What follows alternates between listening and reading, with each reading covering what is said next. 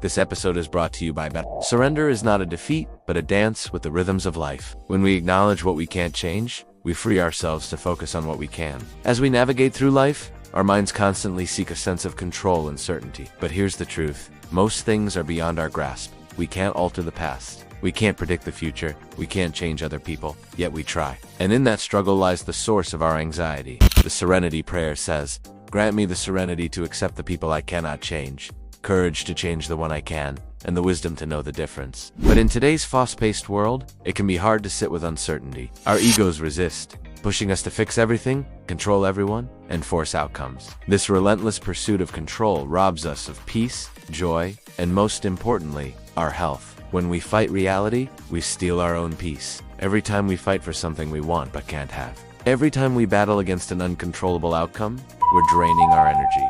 Picture yourself stuck in traffic. Instead of surrendering to the situation and using that time for a deep breath or a quick meditation, many of us get angry. We yell at other drivers, we honk the horn, and we add stress to our journey. But isn't it ironic? These external circumstances only make up a small part of our experience. The bigger part is how we choose to react. Surrender is not a sign of weakness. It's a testament to inner strength. It takes courage to accept what we cannot change. But that's where true strength lies.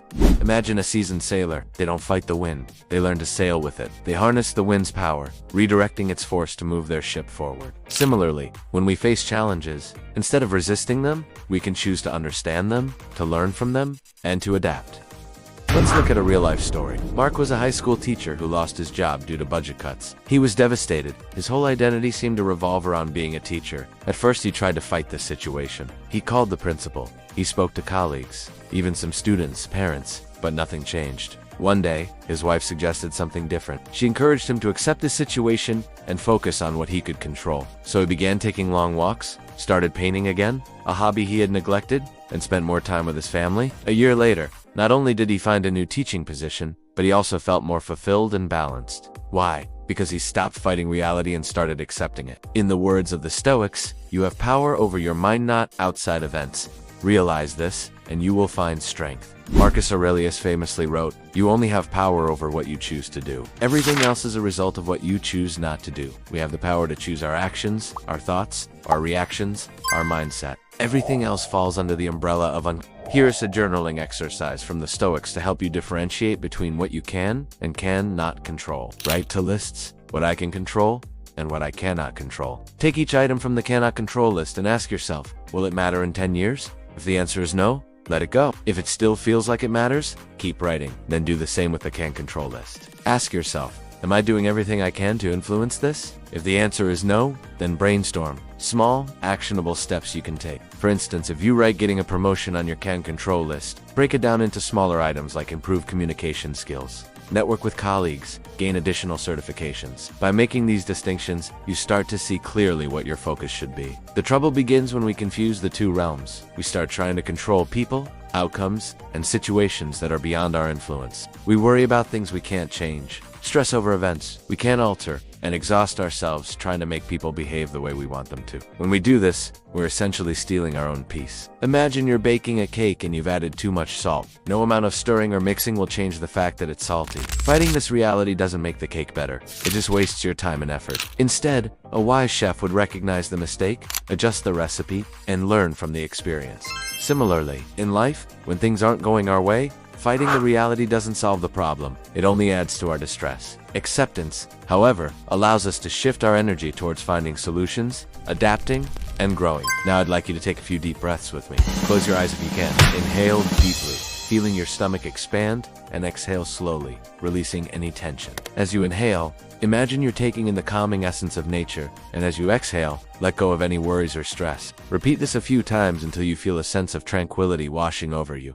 Breathwork is more than just breathing. It's a powerful tool for grounding ourselves in the present moment, for connecting with our inner selves. When we're overwhelmed by the chaos of uncontrollable circumstances, breathwork offers a sanctuary, a space where we can reclaim our peace. It's like pressing pause on a chaotic movie, allowing us to regain control over our emotions. Through focused breathing, we can transform anxiety into calmness, fear into courage, and despair into hope.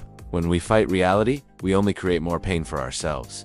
Acceptance, on the other hand, opens the door to inner peace. The Stoics were right when they said, "It is not the man who has too little, but the man who craves more who will be unhappy." We often want more because we haven't learned to appreciate what we already have. We desire more money, more possessions, more success, convinced that these things will bring lasting happiness. But the truth is, chasing more often leads to more suffering.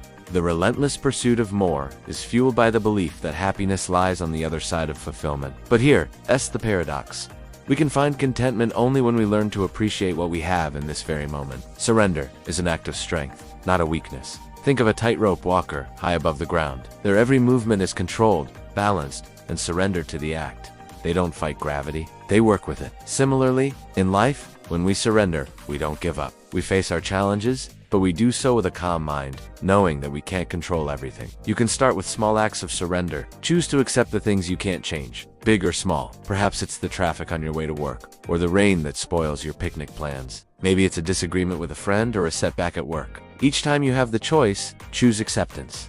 Let go of the need to control every outcome. Practice mindful acceptance by observing your thoughts and emotions without judgment. Just notice them, acknowledge them, and let them pass like clouds in the sky. You are the sky, and your thoughts are just passing clouds. You don't have to hold on to them or push them away. Here are 3 ways to cultivate acceptance daily. Reflect on your morning routine. Set aside a few moments before starting your day to think about what you can't control. Remind yourself that it's okay not to have all the answers, that it's okay to embrace uncertainty. Next, implement the pause and breathe method. Whenever you encounter challenging situations throughout the day, take a few deep breaths, pause and assess the situation. Ask yourself, is there anything I can do to change this? If yes, take action. If not, then let it go. Finally, forgive those who have wronged you and detach from negative thoughts. Spend a few minutes each evening writing down the names of those you're holding grudges against. Then write down your negative thoughts and emotions. After that, take a few deep breaths, visualize letting go of these things, and sleep with a lighter heart. We do not have to carry the weight of the world on our shoulders. We do not have to fix every crack, every storm, every broken thing. You are allowed to be still, to rest, to release. I hope this episode brought you some clarity and comfort. Remember, it's okay to not have all the answers. It's okay to simply breathe, accept what you cannot control, and find the freedom in surrender.